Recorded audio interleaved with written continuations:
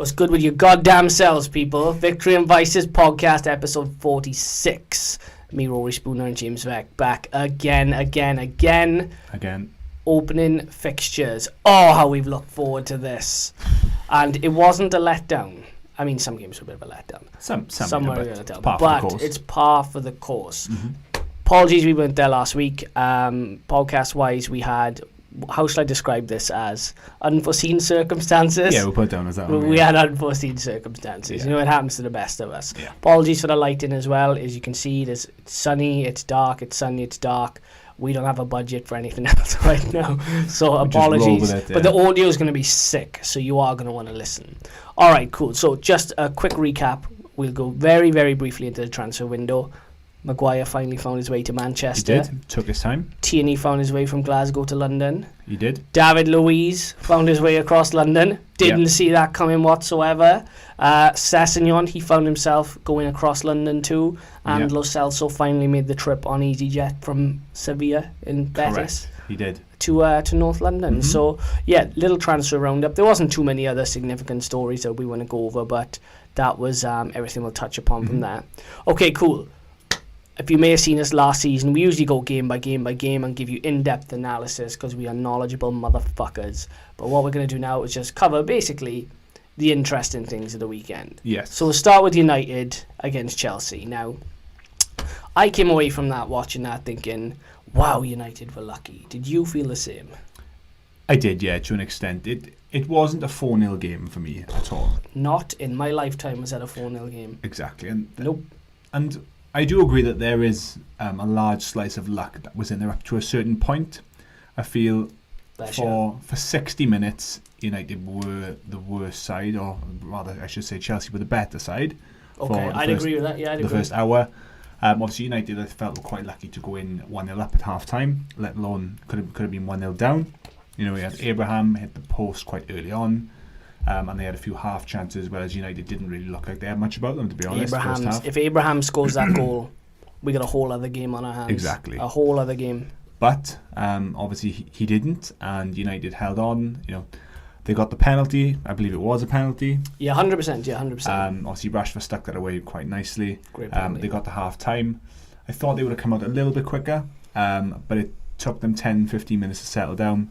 And once they got the second goal, then I think they were in control. After that point, they looked, that killed the game dead, and they looked pretty solid at the back. Then it kind of like knocked the stuffing out of Chelsea a little bit, and they didn't really have much going forward after that. So, you know, you need luck sometimes. And in opening game of the season, they did ride it a little bit, but you know, once they got ahead, they looked pretty decent going forward. Then I will say. I would agree with that. I would agree with everything you said. What I will say about United is this. I'd be very interested to see what happens when that Manchester United team goes behind. Because when Chelsea dominated that play, that United team, I'm going to throw it out there now, they looked a little scared. Because they held up defensively, Maguire and Wan-Bissaka. Wan-Bissaka especially, the guy is a fucking animal, right? But that United team had no control in midfield for the best part of, I'd say, minimum 45 minutes. Yeah. They really lack control. And if you were against a better side, that would expose those midfield deficiencies. Because I'm not going to say defensive deficiencies now, because defensively United, I thought, were okay. But those midfield deficiencies, I think United could struggle. Yeah. It is a difficult one, because with it being the opening game of the season, obviously you could argue, even with the Milan game aside, that's probably the first proper game that they've had against a good side. I say a good side. We know Chelsea aren't in their best moment, but you know they've still got quality players on that side. They do. Look, and they were missing a lot of quality as well, an awful lot of quality. So you could look at it from one perspective, in that you know it's the first game of the season. United didn't play that well throughout, and they won 4-0. That's a good thing, right? So it's not a bad thing. Take a positive. You don't play that well, and you still win 4-0. You keep a clean sheet at home. But you know there are little causes for concern. I'm sure Chelsea fans will say the same about their side. Yeah, probably even more so. But you know you can't get ahead of yourself too much about one game, or you know either way really. You can't sort of if you know if they lost 1-0 or 2-1, you can't sort of get too upset thinking about it, because things can change quite quickly. Same as the 4-0. You know, it looks really good on paper. There was good debuts for Maguire, Wan-Bissaka, Dan James come on and obviously got his goal. That. So yeah, it all seems rosy, but next week they could lose 1-0. So well, look, next week United have Wolves away, and that's a test. It is, yeah. Because I feel like they kind of caught Chelsea cold a little bit, and they got quite lucky in the sense that the Chelsea injuries, no Rudiger, no Hudson-Odoi, half-fit Kante, half-fit Pulisic. I don't know. That's what they say. They're saying Pulisic. Pulisic. Is it Pulisic? Or either way, look, the guy from America, right? So they had 2 very key players that were half fit. They were missing Willian, as I say, Hudson-Odoi, Rudiger. I think you put them in that Chelsea side, you've got a different sort of proposition. But possibly, but we'll never know. We never will. United, they can only beat what's put in front of you. That's very true. You can. A couple of stats about the game which stood out to me. Damn, stat time. We haven't had a good stat in ages, have we? And Frank Lampard, if you're listening, because I know he tends to sort of pop his head in every now and again. Franco. You won't like to hear any of these, but that's actually Chelsea's heaviest ever opening day league defeat in what is their 104th league season. Felt bad for him, man. Yeah. I did feel bad for him. And they also ended the day in the relegation zone for the first time since September 2000. Damn, really? I haven't even looked at the table, to be honest with you. You think of the goal difference, obviously, they're right on the bottom. Yeah, they are, yeah. Alongside so West Ham and Norwich, wasn't it? Some stellar company they've got down there. I wanted to pick your brains on, very quickly, a very good English talent in Mason Mount.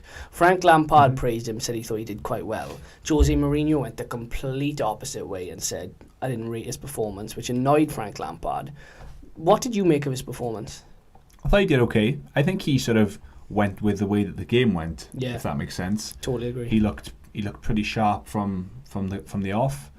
He was involved with a couple of the chances. He looked quite quick on the ball. He was quite aware. But obviously, when the goals started coming in, just like the rest of the Chelsea side, he sort of just faded out of it, and you kind of didn't really see him much on the pitch. Yeah. So I think maybe somewhere in the middle, really. I think Frank's, obviously, he's a youngster. He's picked him. He's put faith in him. And perhaps, especially in the second half, he hasn't done too much. So he doesn't want to say, doesn't want to be too critical about him. Yeah. But you know what Jose is like. Jose is quite the opposite. So unless he has a very, very good game, he's probably going to pick him apart. So I think he did okay. Yeah. I don't think he did that bad. I don't think he did that great either. At the age that he is, playing away to Old Trafford. 19, Mason Mount? Is he 19, give or take? Yeah. So I know it's if you're good enough, you're old enough and all that, but I don't think he deserves that much criticism. But he wasn't fantastic. Yeah, Jose kind of went for the jugular a little bit there, considering Chelsea's options. I know Chelsea had a relatively strong bench, but I felt like their options were quite limited. But shout out to Frank Lampard though for giving youth a chance. Yeah. Like, a lot of managers wouldn't like a Mourinho. Yeah, and it was quite interesting because I don't know if you saw on our Twitter, I exchanged a few tweets with Luke. Oh yeah, shout out to Luke as well. Yeah, tends to interact with us quite a lot, and we were obviously talking about the team. He thought, if I remember correctly, he thought it was going to be Abraham and Willian, and I can't remember. I think it was Willian and Pedro. Oh yeah. And I said, it could be Giroud, it could be maybe even Batshuayi, it could be Mason Mount, it could be Pulisic, it could be any of them. And we were both wrong, me and Luke, in the end. He went for a bit of a mixture of both of them. So they have got options. It's just, it's up to Frank now to kind of, he sees them every day in training. They had that talk about the inexperience in Abraham and Mount. And Mourinho said if he thinks they're good enough, then they should play. It is what it is. Quick mention on Daniel James as well. Very well done to him. Many times I've said I don't know if he's ready for Manchester United. I've never seen a guy go to kick a ball, forget to kick the ball, then kick the ball, and then have a massive deflection into the corner. It's probably one of the luckiest goals I've ever seen in my life. But shout out to him though. I mean, you could tell the emotion was huge. Do you know what is the luckiest goal I've ever seen in my life? It's just flashed right in front of me. Do you remember Chiquarito Hernandez kicking the ball into his own face? No, I don't remember. In the Community Shield against Chelsea in his debut. I don't remember. I'm going to get that for you in just a second. Do you know? It's not as lucky actually as Darren Bent when he scored against Liverpool with the beach ball. With the beach ball, it's probably not as lucky as that. But Daniel James forgetting to kick the ball and then popping it in. Shout out to him though. Again, I'm not against him succeeding. It's important for Welsh football. That for me, I'm going to tell him it was a dummy. We're just looking at this Chikorito goal now. Oh, that is lucky as fuck, actually. Yeah. I do remember it now, yeah. Jesus Christ, that's a good finish off his chin, man. He's about to sky it, Nick. I'm sure, some of the guys watching it will remember that. It's against Chelsea in the Community Shield. Sorry, Luke. There's no sort of... I said they were playing Chelsea again, and we're talking about them beating Chelsea again. So sorry about that, but that's just who they played against. Yeah, cool. Well, but it was fortunate, wasn't it? The goal. Okay, cool. All right, we'll go into Arsenal very quickly because I wanted to praise Unai Emery. Now, he put out what a lot of people would consider to be a relatively weak lineup, but when I saw it, I thought, I don't know about this Arsenal side. They kind of maybe lack the minerals, the cojones to really go away to St James's Park. Mm-hmm. Newcastle were pretty toothless, in fairness. They didn't offer an awful lot, but I like the fact that he put his faith in Nelson and Willock, who are two very good players, might I add. Very good players. I wanted your take on that team selection and just what you thought of Arsenal in general. Yeah, I mean, I was surprised to see the lineup. Arsenal do have a very good record away to Newcastle. I will say. Who doesn't in this age? They very rarely lose or fail to win there.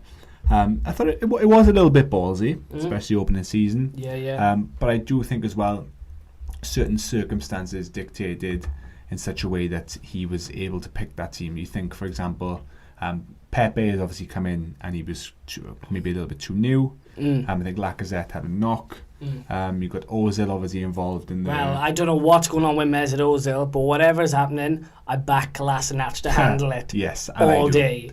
Apparently there is a rival gang war now. How this escalated into a rival gang war, right, from someone trying to steal a watch is just so London, It's ridiculous. You got the Eastern Europeans against God knows who now going, we're going to fuck you up if you touch Mesut Ozil. And they go, you know what, we'll go stand outside his house and see what you're really I read about. that on Twitter. It was ridiculous. And I just don't understand what people are trying to prove. You tried to rob him, you failed.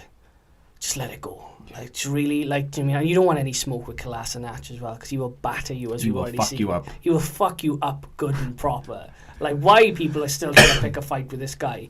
If I was a right winger, I'd ask to play on the left on side. the opposite flank, yeah. I'm not facing that guy this season after that. It's psycho. But yeah, going back to what you were saying, bro. Yeah, so obviously, the circumstance we mentioned there, which means obviously Ozil isn't available. Obviously, Ramsey is gone. Yeah. Is it Ceballos? Mourinho was pronouncing it Ceballos. I don't think he didn't start, from what I remember. So obviously he was on the bench quite new. Same with Pepe. So not to take anything away from both them players being started, but I think obviously if this was 2 or 3 weeks down the line, maybe they wouldn't have. But they did. So I thought they were okay. Arsenal, that game in particular for me, it wasn't the best game to watch. It was a bit. It was a little bit boring. It's a bit vanilla, wasn't it? They had that one moment of magic from Aubameyang. Very good finish, very good take. That Newcastle defence, if you've ever seen the replay of that goal, they kind of just parted like the Red Sea. They did. Like there was one over there, there's about 3 over there, and it's just when I say you could get a herd of elephants through that Newcastle defence, I'm not even shitting you. Like Aubameyang had St James's Park to himself. And I couldn't quite believe what I was seeing. The worst part about it was that Jethro Willems, one of their new signings. Yes, he's caught up pitch. Yeah, it was like, I get that the ball being passed to him didn't have quite enough pace on it, but you're a professional footballer. Read the game. Yeah, he's quite flat-footed, wasn't he? He was just caught completely flat-footed, waiting for the ball to come to him. That's something that happens on FIFA. Yeah, it happens in 5-a-side most days. It was quite poor from him, and obviously he was caught then, and I can't remember if it was Shah, or they call him Cher, like the singer. Cher, do you believe? So they obviously seemed in quite a comfortable position. The ball was at the pitch, obviously he's pulled out of position, so it leaves a huge gap. So mistakes everywhere, but going back to the game itself, there wasn't an awful lot. Reece will tell you that Aubameyang had 15 shots on target, but he only had 2. Reece, stop tweeting Sky Bet. Just stop, it's harassment. It's embarrassing. It keeps coming up on my fucking timeline, offering VAR video evidence to Sky Bet. What are you doing? Seriously, take a chill pill, bro. And I'm actually going to mess him after this and ask how much the return was, because it better be worth it. I know Reece, right? And Reece doesn't put worthwhile bets on. He's definitely put like £1 or £2 on like a 7-1. What was the bet? That Aubameyang has 3 shots on target? 3 shots on target. Fuck, it's hardly even worth opening the app for, to be honest with you, is it? Let's be honest. So I want to just give a shout out to Aubameyang. Obviously, great finish. He has now scored 33 goals since his debut, So yeah, and only Mo Salah has scored more since then. And that's 36. incredible. That's a beast of a stat. Aubameyang is a beast of a player. And the one I didn't actually write down what I read earlier as well, but he's also got the highest conversion rate of any striker as well.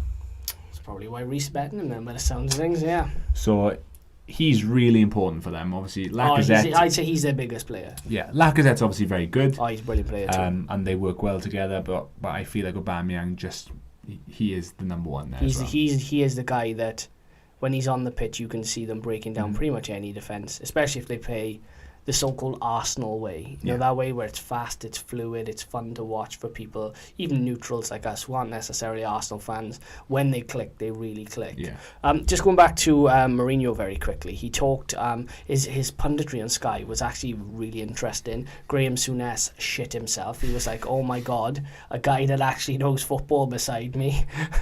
Graham Souness said something along the lines of, yeah, this will be Chelsea's hardest ever season. And Mourinho and Gary Neville are looking at each other like, you do know they've been going for the title most seasons. Like, yeah. And Graham Souness was like, well, I beg to differ. And they were like, well, you're fucking wrong, Graham. But yeah, Mourinho was talking about Ceballos. He felt like it was the wrong signing for Arsenal. He said, you've already got players of that ilk. You don't need a Ceballos. True. He talked about Tierney, how he liked Tierney. He liked his profile, which makes me think he would have definitely took him over Luke Shaw, because he slandered Luke Shaw a little bit as well. And how he liked Tierney's, how did Mourinho describe it? Tierney's old-fashioned approach to football. Okay. Which was like, he's very low-key. He looks like the type of lad that's not interested in, you know, the glitz and the glamour. He just wants to play, which was a nice compliment, I thought, for Tierney from a guy like Mourinho. And then he talked about Pepe and how he said Pepe being, you know, from an African French-speaking country, and how living in France all of his life, he would need a period to adapt. And I thought that was very smart of Mourinho to say that, because a lot of Arsenal fans are like, 72 million, he's the next Pele, he's going to do X, Y, Z against A, B and C. Whereas Mourinho was like, well, hang on a minute now, he is going to need a little bit of time to adapt.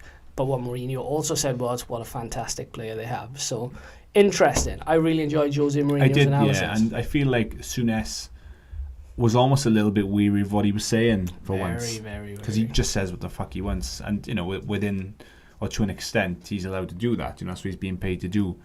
But it was almost like he was having an afterthought that as he was about to say something, he was almost thinking, I don't know what Jose will make of this, or the wheels were in motion when he was speaking. Cogs turning. Yeah, you can see the cogs turning. He adds an edge, doesn't he, Mourinho, to that Sky Sports team? He does, and he's very knowledgeable.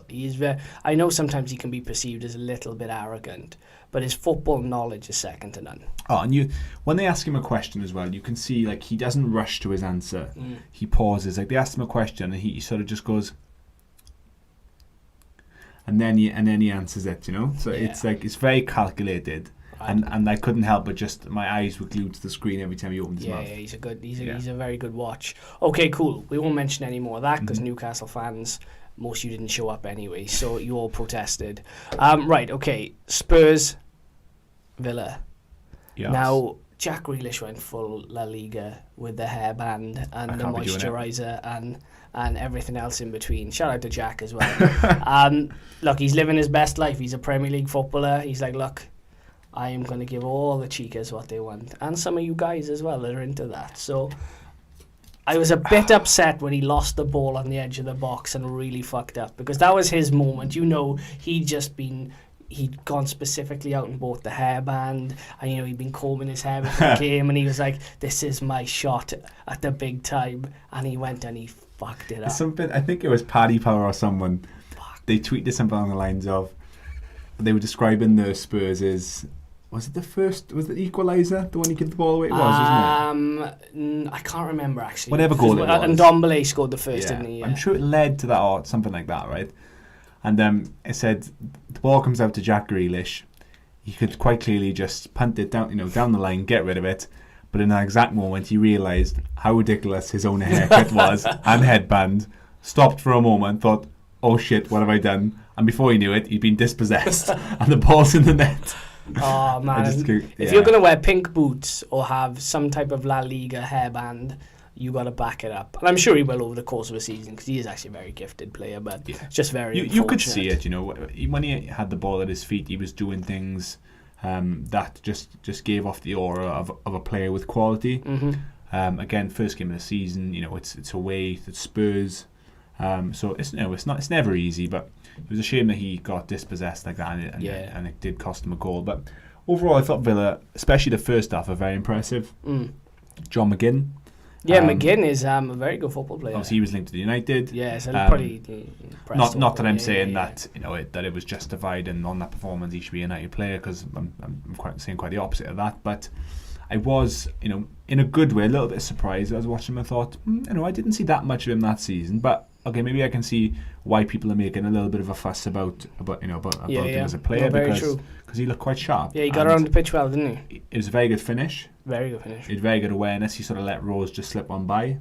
Oh yeah, he literally sent Rose for a hot dog, didn't he? Absolutely. But the game to me, just Spurs were very below par first half, but you could just sort of see second half it was a matter of time.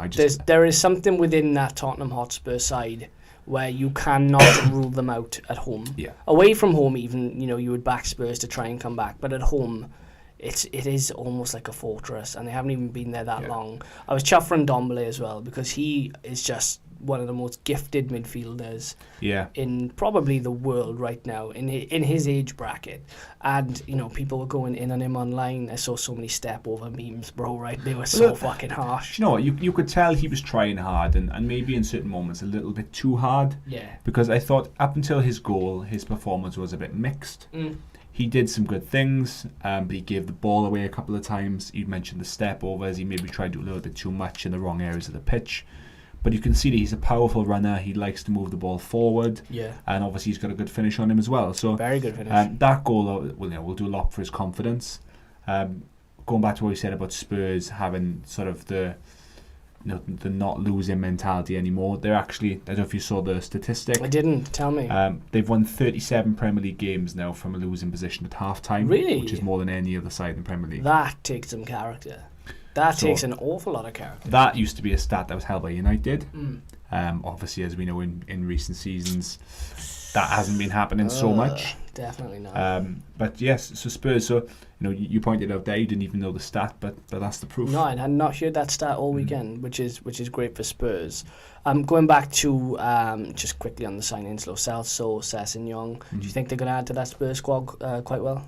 Well, you know my take on Lo Celso. I know you're a little iffy on him initially, yeah. I'm open to watching him play, and I don't hope he proves me wrong, but if he does, then I'm happy to sort of put my hands up and say, I didn't see that much of him, but what I did see wasn't great. But horses for courses. Yeah, maybe he'll adapt. Sessegnon, very good young talent. That's all I can really say about him. He showed flashes for Fulham, but then he went through a spell he didn't play that much, and obviously they got relegated. Fulham really struggled as well, didn't they? So there's only so much you can say about a player that's been in a team that was relegated, So yeah. Definitely a very good talent, so it's good backup for them at the moment. Yeah, no, very true, very true. Just to quickly touch upon Man City as well, because the game itself, there's not an awful lot to talk about. They were fast, they were fluid, they were everything they were last season. Yeah. But VAR, it's a tricky one, right, bro? Because we talked about VAR last season and how we were looking forward to it to actually coming into the Premier League. Yeah. And I am, in the sense that I think Phil Neville made a very valid point. There was 3 decisions, they got all 3 right. Yeah. But we're talking a millimetre. Do you know what I mean? Some people are like, is it worth it for a millimetre? I mean, ultimately the correct decision is the correct decision, but you want something that's a little more. It depends, I don't know what the word I'm looking for is. The thing is, it's when the shoe is on the other foot, you're happy for VAR. So, say United are playing Liverpool now, and United are 1-0 up, but in like the 88th minute, a through ball comes through to Mane or Salah, sticks it in the back of the net, or it's in that kind of scenario. Yeah. And then VAR rules that he was a couple of inches offside. I'm going to be chuffed, and you're going to be chuffed. United fans are going to be chuffed because it's correct. But then that goes against you, and obviously it's going to be hard for you not to be pissed off and to criticise it. Do you know what I mean? So it's 6 of one, half dozen the other. When it goes for you, you're like, oh, I'm all for this. It's got to be right, even if it's just an inch or a mile. It's got to be correct. When it goes against you, it's so easy to say, oh, this bloody VAR. It's what's it matter that it's a just millimetre. Yeah. I think that was people's main argument, in the sense that if it was a lot clearer and the offside was a lot more obvious, they're like, okay, fair enough, it's done its job. There was one goal where I think Sterling put it in, or it may have been someone else actually on the weekend, and they were way off. It is very tedious.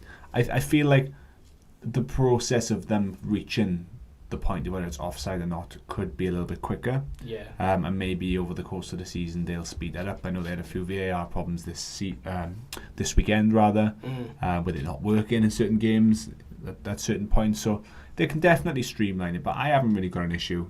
I don't really have an issue with it either, to be honest with you, bro. I think a lot of people were complaining about it, especially fans at the game. They're like, do we celebrate? Do we not celebrate? I'd say just celebrate, and fuck it, if it goes against you, it goes against you. I get that element of it, because if you remember back to the Champions League last season, Spurs, also obviously City, obviously thought that adds to it. See, they just kept celebrating and kept celebrating, and I like that. And obviously the atmosphere can change massively, when you rule that out. But it's the way it is, you've got to take it on the chin. So if you want the correct decisions all the time, then you've got to put up with celebrating. Well, look, that's very true. I totally agree. And moving forward, VAR isn't going anywhere, so people are going to have to get used to it. They're going to have to suck it up. It is what it is. Indeed. Quick story I found on Raheem Sterling earlier, which was a really interesting story. Did you see PSG had the Air Jordan kits? Do you see the clothing line they had? So Air Jordan, for a lot of people don't know, is a basketball make that was made by Nike in, I think it was 1984, and it's primarily Michael Jordan's brand. Yeah. Air Jordan is the logo of him jumping with a basketball. Air Jordan branched out into football last year. They did PSG's kit, did lots of actually really nice clothes for PSG. PSG are not going to be the only ones apparently now. They want Raheem Sterling to be the first ever Air Jordan ambassador for football boots. So Air Jordan have serious coin. And bro, when I mean serious coin, they're on about offering Raheem Sterling 100 million to become the first person to wear Air Jordan football boots. Look, Raheem has got a lot of money already. He's got like an Xbox deal. He's got 300k a week from City. He's got, I think, Gillette are looking at him as well. Like, he's got money coming in from so many different avenues. I wonder why Sterling then. Well, here's the thing. You're probably not too familiar with Colin Kaepernick, are you? Yeah, I'm aware. Well, you know Colin Kaepernick. Yeah. So Colin Kaepernick, for those of you who don't know, he was the guy, NFL player, isn't he? the NFL player that when there's Trump first sort of came into power in America, he took a knee on the field during the national anthem, and that knee was in memory of the young black men that had died at the hands of police brutality. So Colin Kaepernick took a knee, the NFL sacked him, but that didn't stop him getting an endorsement deal with Nike because Nike thought, you know what, we see Colin Kaepernick as this guy who is he's not a social justice warrior, right? But the guy now has a place in most black communities in the US where he's very well thought of because of his actions. And Raheem Sterling, like him, who suffered a lot of racial abuse, and Raheem Sterling has done a lot to, not that his image was ever bad, right? Because he's always been a nice guy, but his image now, if you talk to most people, they go, oh, Raheem Sterling, what a nice guy. Do you mean he's been through all that racism and all that other stuff, and he's come out the other side, and he's such a great ambassador for the game and for kids. So I think what's happening is they're looking at him in a similar light to Colin Kaepernick and going, we can give this guy a deal. Okay, makes sense. I think that is what they're doing. And if Raheem Sterling gets that deal, oh bro, his profile will skyrocket. Never mind football, like in the world, his profile will go through the roof. But his bank account is already good, so we'll see what happens. I think but he's it can be better. I don't know if he's with Adidas or Nike right now, but shit, if someone offers you 100 million, bro, that's going to be hard. I'll do anything. I will do absolutely anything. Anything for money. Not even 100 million, just £100 that will do anything. Yeah. All right, on that note, we'll go to a quick interval. We got the best of the rest coming up. Me and Becky will have our observations from the other games. Stay tuned, add us up on the social media platforms. Okay, we're back, episode 46 VMV podcast. Let's get into Liverpool and Becky. Alisson, breaking news tonight. He is out for the next 3 weeks, give or take. Might be back a little bit sooner, but with the injury he has, he could miss the best part of a month, with Liverpool looking to get off to a flying start. Yep. Do you trust Adrian or Adrian, or however he pronounces his name, in that Liverpool goal? Adrian is how I know it. Adrian? I don't actually think he's that bad of a keeper. Do you know, when they signed him, I was like, okay. It's a decent backup, it's really. Not the worst backup. And, as we know, Liverpool's defence now, not like in years past, but last season, was very good. With Van Dijk, especially. Alisson doesn't usually have that many problems anyway, and unless it's against the very big sides like a City or something like that, or someone in the Champions League, doesn't often have that much to do. So I don't think it's going to impact them massively. Is he better than Adrian? Of course, yes, he is. I'm not sure on Liverpool's exact fixtures now. Obviously, he's going to miss the Chelsea game midweek. But yeah, I mean, obviously it's a loss, but it's like when De Gea is out for United, we have Romero that comes in, so I don't really worry. Yeah. So Liverpool fans, if you disagree, by all means let us know. But if I'm a Liverpool fan, I'm not overly concerned because the defence is good. I would agree in a sense that in the smaller games, you are right. I think they can get away with it a bit more. My main concern would be, or one of my interests this season would be, how Liverpool cope without a Van Dijk. Because at some point, Van Dijk does have to get suspended or injured. He can't go on forever. And I'd like to see if that Liverpool juggernaut can still keep going without him. Because they are a juggernaut, bro. When I watched them play against Norwich had two we've been over the fullbacks, Max Aarons and Lewis, for Norwich. And I actually, in my transfer video for Liverpool, said Lewis would be an excellent target for them. And both of them were superb, by the way. They were excellent going forward. Defensively, they were a little suspect, but, I mean, that Norwich team as a whole was. But, going back to Liverpool, I mean, they look unstoppable, bro. They really do. Do you know what, though? I'll backtrack slightly on what I said about their defence. Obviously, we know that they do have a good defence, but pre-season they have looked shaky. And Friday evening, they did give up quite a few chances to Norwich as well. Yeah. Timo Pukki obviously got the goal for Norwich. He looked quite threatening. Yeah. I can't remember the other Norwich player who had two very good chances. Can't remember off the top of my head either, actually. No, it might just be the fact it's very early on in the season, but they weren't that great defensively pre-season, and they weren't brilliant Friday. I feel like if they were against slightly better opposition, they could have conceded more goals. Yeah. Do I expect them to tighten that up, right? I do. But just to sort of piggyback on what you said, if Van Dijk was to get suspended or injured, would it fall apart a little bit? I'd be interested to see what happens, because Gomez is a very good stand-in, but he has his injury problems, but he has huge potential. And, Lovren... You've got Matip as well. Matip is not a bad player, but I could you rely on Matip for 10 games of the season? A straight 10 games. Let's say Van Dijk picked up an injury. Would you back Matip for a full 10 games to perform? Back Matip over Lovren? I think everyone would, yeah. So, but it's a tricky one, we won't know until it actually happens. Well, Van Dijk's at his peak. And, right now he doesn't look like he's going anywhere. But it's an interesting scenario if it occurred, because last season Liverpool were quite fortunate with injuries. Their big players, none of them really, had any sort of length of time out. So if they can keep that going again, look, if Liverpool are lucky with injuries this season, I see absolutely no reason why they can't either win the Champions League or league again. Because, or the Champions League again, or the league, because they're a fucking formidable side right now. They really are. When they click as well, they're another one. When they get going, you're not going to stop them. You really aren't. Like, they're a very good side, which is interesting considering, again, no signings. They're backing themselves. They're the only team I would have backed with no signings to make. Not win the league, essentially, because I think they're probably more of a Champions League team, and I still think City will win the league. But for them to back themselves shows how confident they are. Origi came in and done well again. What do you think of their actual squad depth?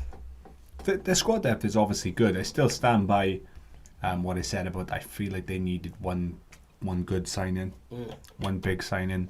Where would that signing go? Like I said before, it was if the front three aren't firing, I don't see any creativity coming from that midfield. Okay. When I say no creativity, obviously they have bits here and there, but you've got Wijnaldum, you've got Keita, Henderson.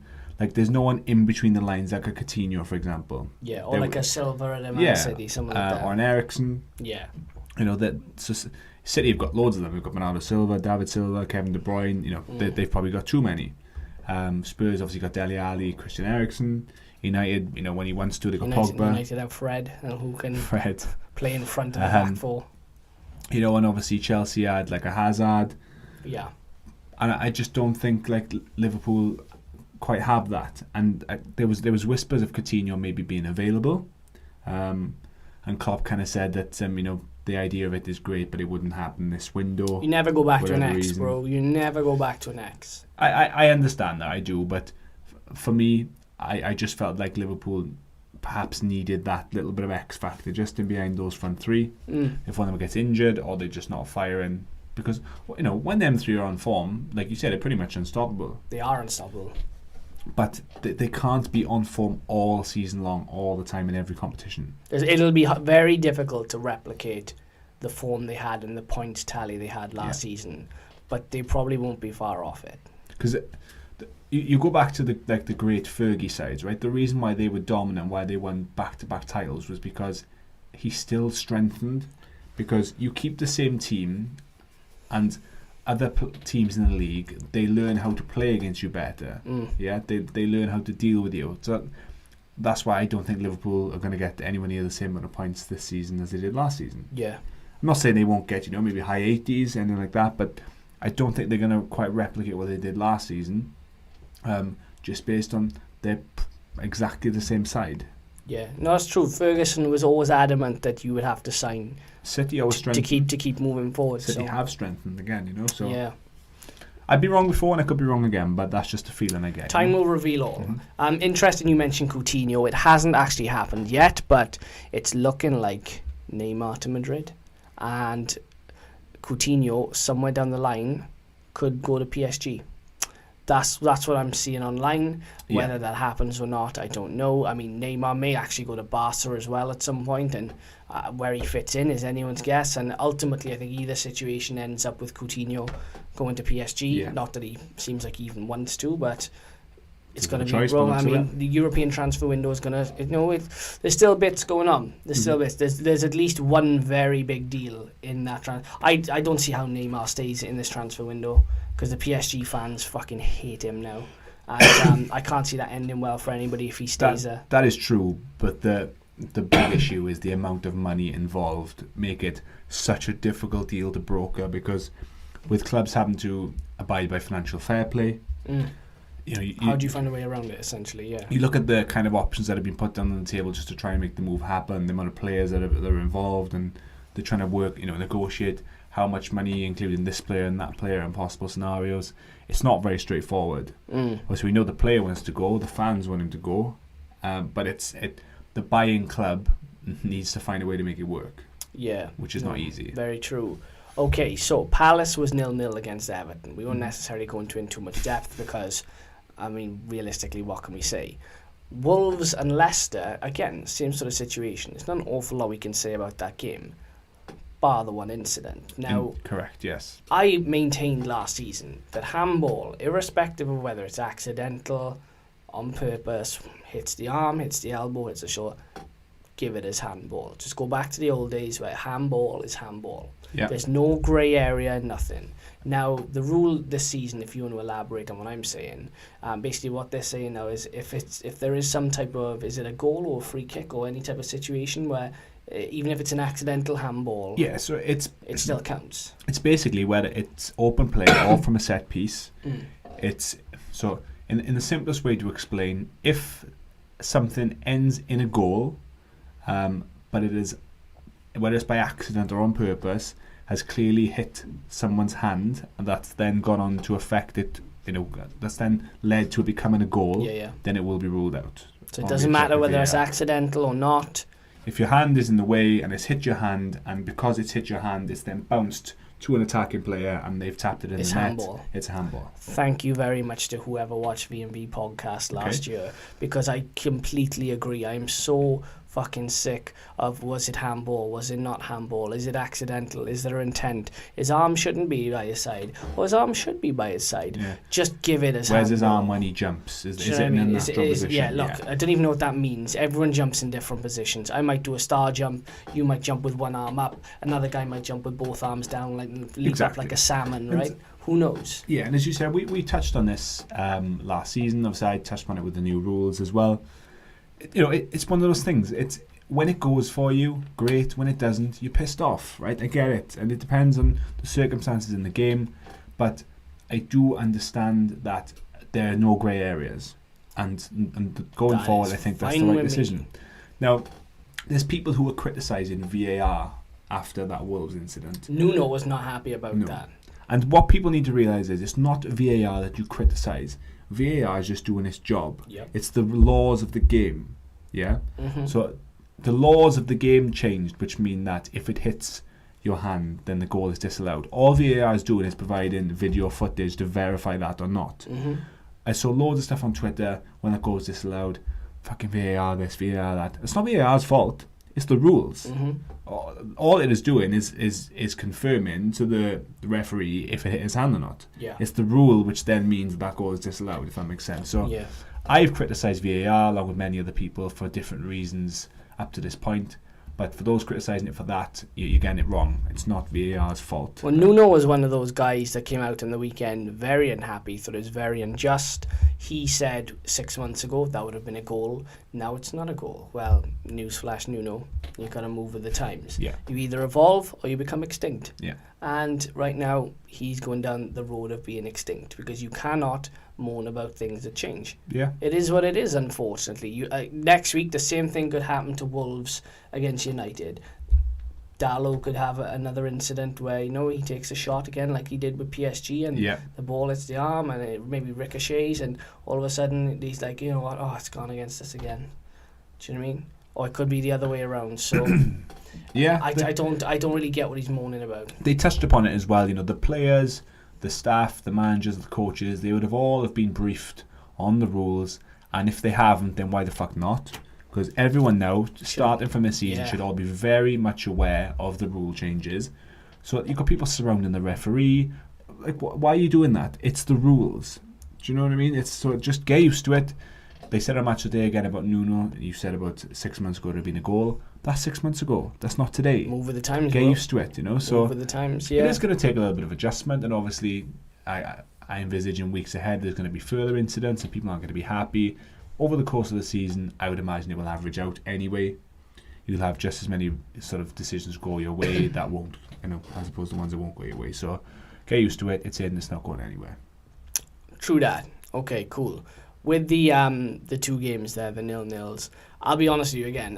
Over 180 minutes, there was one VAR incident that intrigued us, and beyond that, there's very little. So please, next week, if you could actually bring your A game and try and do something.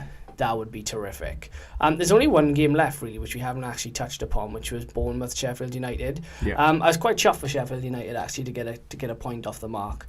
Billy Sharp as well. He scored, I think, in every single league that he's played in. He has, yes. Throughout English football, which is not bad for a fat lad from Sheffield. As that say, is like, not everybody comes to an academy, gets a big move to a club, and goes on to become a world star. Some people, just go, they earn a very good living, but they earn an honest living. He is one of those guys that has earned an honest living, just getting up every day, training hard, working hard. I know he's been through quite a bit in his personal life as well, and for him to then get that goal, I was just buzzing for him. Do you know what I mean? Because he is a great example for young kids playing football, that you can be anything you want to be as long as you get up every single day and outwork the competition. That's what it is. 100%. And in that game, they didn't really offer much. Sheffield United didn't create much chances. Obviously, they got quite lucky. It was Billy Sharp. He bundled it over the line, and they snatched a point. It's more Bournemouth's fault for not being clinical enough and taking their chances. That's Bournemouth in a nutshell from last season. Absolutely, yeah. And that's I got a stat that says that's Billy Sharp's his first ever goal comes from his first ever shot in the Premier League. It's his third appearance in the Premier League. Really? According to the stats that I read. I don't know whether he's been... Who would he have played for before? Let us know, people, if we don't already know who he would have played for before. Said it's his third appearance, so I wonder who he's played for before, but that's his first actual shot. Yes, his first actual shot that he's had in the Premier League. Obviously, it's resulted in a goal. Southampton, was it perhaps? Were they 2014? Oh, it might have been, actually. It might have been. Yeah, so going by the fact he hasn't had any shots, I would imagine he probably didn't get much game time. So it's technically its third appearance, but this is his first real time that he's actually been in the Premier League properly. And I think Sheffield United, if they're going to have any chance of staying up, then they need him to be clinical. Yeah. And take every chance that he gets, because he's not going to get that many. No, and you know what? McBurney is another one. He made a big move as well, which we didn't mention at the start. Yeah. 20 million's a lot of money. Mm-hmm. He is a very good championship striker. But, as you said, you need to be clinical in the Premier League. Ironically, McBurney scuffing the shot when he had a very clear sight of goal led to the Sheffield United goal. Yeah. But again, he's another one I'm very interested to see. I watched him a couple of times play for Swansea in some nothing, I call them nothing games, right? There were league games against like Wigan, Rotherham and a few other people. And he did very well. You could tell he was a cut above that. But he's kind of sort of still finding his niche. Yeah. So he's sort of between that Premier League bottom level and that Championship upper level, where he kind of has now to make the jump. So I'm really interested to see how he actually does. We're seeing a lot more now clubs sort of taking a punt on good quality Championship players and sometimes League One, League Two players. We've said before about Joe Gomez. We've said before Dele Alli. Yeah. There's a couple as well. I can't quite remember. Has come to mind. Well, Madison from Norwich. Yeah. You look at even someone like. We haven't gone into this game too much, and we won't either. But obviously, Burnley won 3-0 against Southampton. Ashley Barnes has got a double there. He was a non-league player. Yeah. Many moons ago, and he's done well to actually work his way up through the ranks as well. So a similar sort of situation to Billy Sharp. And Ashley Barnes has now become a fairly regular Premier League goal scorer. He's quite consistent for Burnley. So you are seeing clubs delve into the Championship and League One because there is talent there. And like you say, just because they haven't come through a United or an Arsenal or... It doesn't mean they're not good. Yeah, or sort of a Liverpool academy, it doesn't mean that talent isn't out there. So yeah, very true. Speaking of young English talent, because we're not going to necessarily go too much into the Southampton-Burnley game, but terrific win for Burnley, shout out to them. Southampton, they'll probably be fine, it is what it is, opening day jitters. English talent, Graham Potter at Brighton. Indeed. We talk about the players, we do have to give the managers credit. He wants to play football a certain way, he has a certain brand, a certain style, a certain identity. I can't remember which player it was that was talking after the game, but the player from Brighton, it's going to annoy me that I can't remember because I sat there and I watched it, and he was talking about how they've all bought into what he's saying and his identity and how they're all really interested in playing for him and want to do well. That's half the battle, is getting them on side and keeping footballers interested, because it's such a fast-paced lifestyle that the minute they get bored, they go, okay, well, we're done with you. It was actually quite a sight to see a Brighton side that are actually playing a different brand of football. It's interesting. It's very interesting. Potter's made an instant impact, and he played, he got Swansea playing some decent stuff again. And he's implemented a far more attacking style than what we're used to seeing, especially under Chris Hughton anyway. So, chalk and cheese. I was watching the highlights because I didn't watch the Watford Brighton game live because I believe it was a 3 o'clock kickoff. Yes, it was. And unlike your fine self, I'm not an illegal streamer. Well, look, someone's got to do it. Someone's got to do it. But I watched the highlights and I thought to myself, Brighton playing alright here. They're putting some decent moves together, and obviously their usual kind of approach would be give it to Glenn Mazzolino. Do you know what, Mazzolino, I was just about to say, does he now become redundant at a team like Brighton, or is he just now a very good plan B? Yes, I don't think he's redundant because there's always room for Glenn Murray. You remember that, right? Room for Glenn, yeah. I read a stat out last year how he was the most influential player for any club in the Premier League. Incredibly influential. Look, the fact of the matter is that Graham Potter attacking style isn't going to work all the time. They come up against better sides, they're going to get nullified, right? So every team needs a plan B. Mazzolino is a great plan B. When they want to go direct, Glenn's your guy. Glenn is your guy. Bro, you need to put that on like a banner or a shirt or something for Glenn Murray's PR team. Gary Goals. Glenn is your guy. If you want to go direct, Glenn is your guy. And you know what? We'll end it at that. Is there anything else you want to bring up, bro?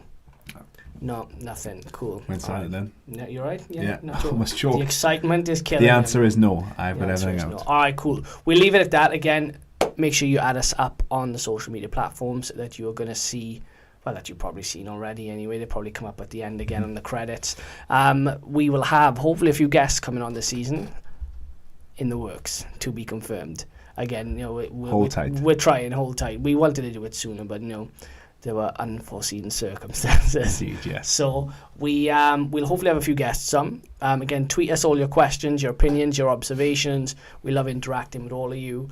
If you know any people that want to subscribe to the best up-and-coming YouTube channel, which is us, point them in our direction. We're again more than happy to sort of be sociable with people and hopefully build our follower count. Because right now we're actually doing quite well. We're roughly around, I think it's 5,000 plays across all platforms, give or take, which is great for us, which is incredible. But ideally we want to sort of, make that a lot bigger. So yeah, add us up on all the social media platforms. Tell a friend to tell a friend.